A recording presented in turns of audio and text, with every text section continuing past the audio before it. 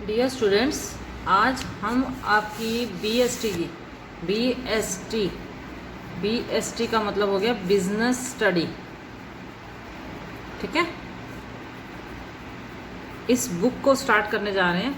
ठीक है, ये कंपलसरी सब्जेक्ट है ऑल कॉमर्स स्टूडेंट के लिए। प्योरली ये सब्जेक्ट थ्योरी सब्जेक्ट है। ठीक है, बिजनेस के डिफरेंट हमें इसके अंदर फॉर्म्स मिलेंगी जिसको हमने स्टडी करना है। यहाँ पर हमें पता चलेगा बिजनेस क्या होता है या कॉमर्स क्या होती है, ये सारी चीज़ें हमें इसको देखने को मिलेंगी।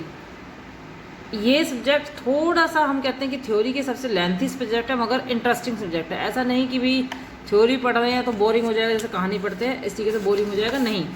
जिस तरीके से कहानी पढ़ने के बाद हमें कुछ इंटरेस्टिंग मिलता है वैसे ही आपको इसमें भी बहुत कुछ सीखने को मिलेगा और बहुत अच्छा भी लगेगा पढ़ने में। ठीक है, तो जहाँ भी किसी को कोई प्रॉब्लम हो तो वो मेरे से कंसल्ट कर सकता है, क्योंकि स्टार्टिंग सब्जेक्ट है, थोड़ी सी दिक्कतें आएंगी। फर्स्टली हमारे पास जो चैप्टर का नाम है वो evaluation fundamental of business, evaluation and fundamental of business. यहाँ पर हमें बिजनेस को इवैल्यूएट करना है और उसके डिफरेंट फंडामेंटल्स क्या है उसके बारे में पता करेंगे। तो इन सब चीज़ों को पढ़ने से पहले हमें ये पता होना चाहिए कि कॉमर्स मतलब व्यवसाय। यहाँ पर कॉमर्स का मतलब यहाँ पर व्यवसाय से है कि जो व्यवसाय है उसमें मतलब व्यवसाय जो है इंडिया में उसकी हिस्ट्री क्या रही है, वो कहाँ से आया। ठीक है, फिर आज हम पढ़ने वाले इग्नियस बैंकिंग सिस्टम। हमारे पास डिफरेंट कौन कौन से हैं, इंटरमीडिएटर्स कौन कौन है। इंटरमीडिएटर का मतलब बीच में जो हमारे थोक व्यापारी, फुटकर व्यापारी, इस तरीके से इंटरमीडिएटर्स कौन कौन है। ट्रांसपोर्ट क्या है, ये डिफरेंट हम इसके अंदर टॉपिक कवर करने वाले हैं। तो सबसे पहले हम जो टॉपिक कवर करने वाले हैं वो है history of commerce in India. इस टॉपिक में ज़्यादा हमें डिटेल में जाने की ज़रूरत नहीं है, क्योंकि आपने 10th क्लास में आपने ये चीज़ देख ली थी कि जो जैसे आप ये कह सकते हो कि मसाले थे, पहले लोग यहाँ से लेकर बाहर ले जाते थे, रॉ मटेरियल खरीद कर बाहर ले जाते थे, वहाँ से मटेरियल तैयार होकर अपने इंडिया में आते थे। डिफरेंट एक्टिविटीज़ थी, अलग अलग देशों की अलग अलग एक्टिविटीज़ रही हैं। ठीक है, जैसे जिनका समुद्र के किनारे बिजनेस है वो सारा मतलब जैसे नारियल हो गया या मछली पालन हो गया, इस तरीके के बिजनेस करते हैं। ठीक है, जिनके पास लैंड एंड बिल्डिंग्स थी वो प्लांटिंग से रिलेटेड काम करते थे। तो इस तरीके से हमारे पास एक बहुत बड़ी रेंज रही है। पुराने टाइम में, एशियन टाइम्स में सिल्क का बहुत अच्छा बिजनेस रहा करता था पहले। ठीक है, तो ये हमारे पास बहुत सारे बिजनेस के टाइप्स रहे हैं, तो उसमें हम ज़्यादा डिटेल में नहीं देखेंगे। फर्स्टली हमने सिर्फ यहाँ पर ये देखना है अभी कि कॉमर्स क्या है। आपने मीनिंग यहाँ पर लिखना है व्हाट इज़ कॉमर्स। कॉपी में जब नोट डाउन करोगे तो आपने लिखना है simple what is commerce. Commerce is a wide term which consist all those activities which are necessary for sale, transfer और exchange of goods and services. Commerce एक बहुत बड़ी टर्म है जिसके अंदर वो सभी एक्टिविटीज़ आएंगी, वो सारे क्रियाकलाप आएंगे जो ज़रूरी होते हैं बेचने के टाइम पे, या हमने कोई गुड्स ट्रांसफ़र की है, एक्सचेंज की है, वो सारी, या सर्विसेज को। मतलब आपने चीज़ रॉ मटेरियल लेने से लेकर, रॉ मटेरियल ख़रीदा वहाँ से लेकर, वो भी नहीं सॉरी, आपने ऑर्डर आपको मिल गया वहाँ से लेकर आपने वो ऑर्डर बनाकर बेच दिया, वहाँ तक लास्ट तक जितनी भी एक्टिविटीज़ होंगी वो सारी आपकी क्या आ जाएंगी, कॉमर्स। उसको कहते हैं कॉमर्स। यदि खाली हमने सेलिंग की है, हमने मटेरियल बना रखा था और हमने सिर्फ उसको सेलिंग कर दी, तो वो कॉमर्स नहीं कहलाएगा, वो सिर्फ सेलिंग कहलाएगी। कॉमर्स कब कहलाएगा, जब आपके दिमाग में कुछ आइडियाज़ आ गए, आपने कुछ सोचा कि मुझे ऐसा कुछ करना है, तब से लेकर आपने उस चीज़ को मार्केट में बेच दिया, तब तक की जितनी भी एक्टिविटीज़ होंगी वो कॉमर्स के अंदर आएंगे। It provide the necessary link between producer and consumer to ensure proper distribution of goods. इसके अंदर ये एक लिंक का काम करता है जिसके अंदर प्रोड्यूसर जो चीज़ बनाता है और जो कंज्यूमर खरीदता है, उन सब के बीच में डिस्ट्रीब्यूशन ऑफ गुड्स का होना ज़रूरी होता है। वो नेसेसरी लिंक का काम करता है। कौन करता है, कॉमर्स। बट क्लियर, सभी को पता चल गया कि कॉमर्स क्या है।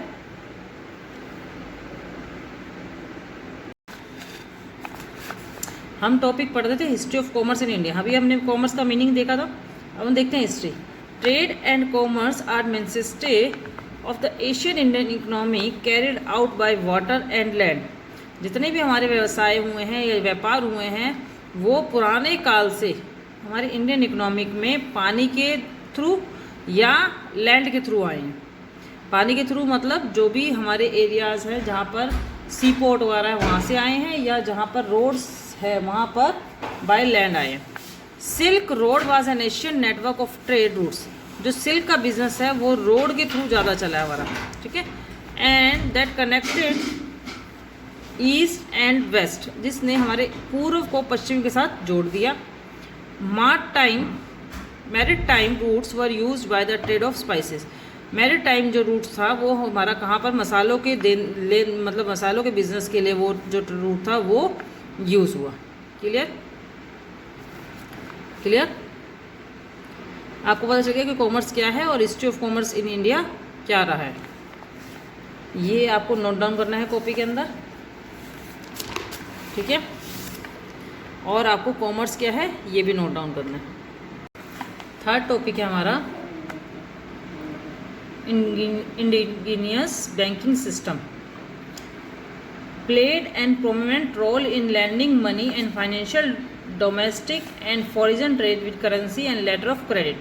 पहले क्या करते थे कि पहले का बिजनेस बहुत सिंपल बिजनेस हुआ करता था। एशियन टाइम में बिजनेस बहुत सिंपल हुआ करता था।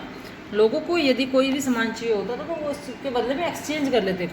जैसे एक ने गेहूँ उगा रखे हैं, एक ने सब्जियाँ उगा रखी है, तो वो आपस में थोड़े गेहूँ और सब्जी आपस में एक्सचेंज कर लेते थे। मगर जब हमारा बिजनेस का जो स्केल है वो बड़ा हुआ तो वहाँ पर पैसों में लेन देन हुआ। लैंडिंग मनी का मतलब पैसों का लेन देन हुआ। And financial domestic and foreign trade. फिर हमारा जो बिज़नेस था डोमेस्टिक में भी मतलब अपने देश के अंदर भी और देश से बाहर भी हम करेंसी का लेन देन करने लगे, या हम लेटर ऑफ क्रेडिट यूज़ करने लगे उधार में, ठीक है।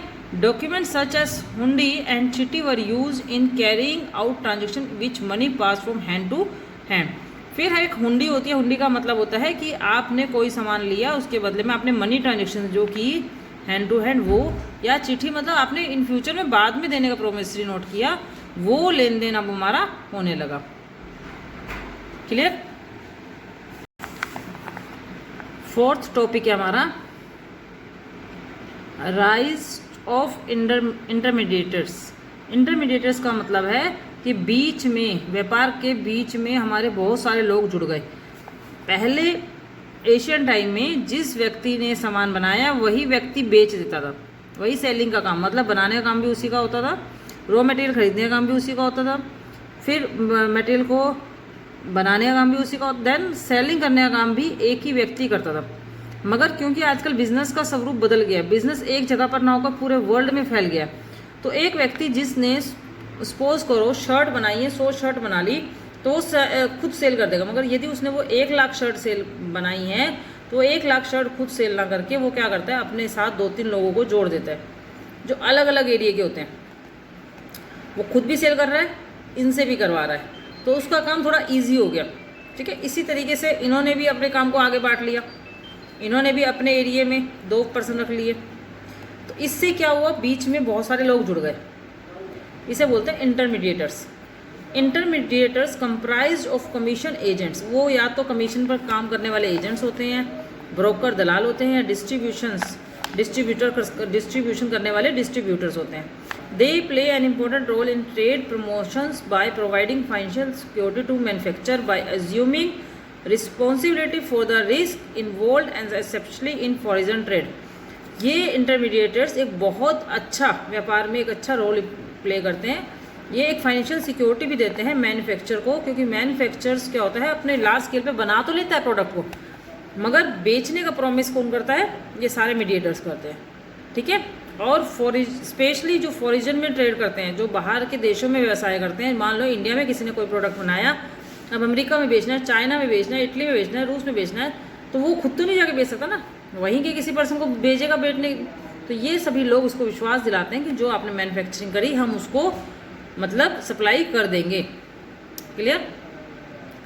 अगला टॉपिक है ट्रांसपोर्ट और transportations. Refers to the physical movement of goods from one place to of productions to the place of consumption. Trade was carried out by both land and sea. यदि किसी भी सामान को जहाँ वो बनाया गया वहाँ से लेकर जहाँ उसका यूज़ होना है, जहाँ उसके कंज्यूमर है, वहाँ तक जो लेकर जाता है उसे बोलते हैं ट्रांसपोर्ट या ट्रांसपोर्टेशंस। ठीक है, ये लैंड के द्वारा भी हो सकता है, एक जगह से दूसरी जगह जाना, और ये सी के द्वारा भी हो सकता है। क्लियर? हम एक चीज़ को दूसरी जगह पर या तो लैंड के थ्रू भी, रोड के थ्रू भी ले जा सकते हैं, या मैरिट टाइम मतलब सी के से भी होते हुए जहाज़ों के थ्रू ये भी हम एक जगह से दूसरी जगह ले जा सकते हैं। ठीक है, हमारे मेजर ट्रेड सेंटर कौन से रहे हैं पहले, अभी भी हैं?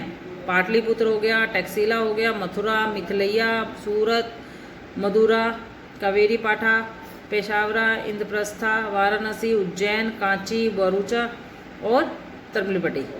ठीक है, यहाँ तक सभी बच्चों को अपना वर्क नोट डाउन कर लेना है, और ये जितनी भी टर्म्स मैं आपको लिखवा रही हूँ ये साथ के साथ लर्न करते जाना, ताकि आपको बाद में प्रॉब्लम क्रिएट ना हो।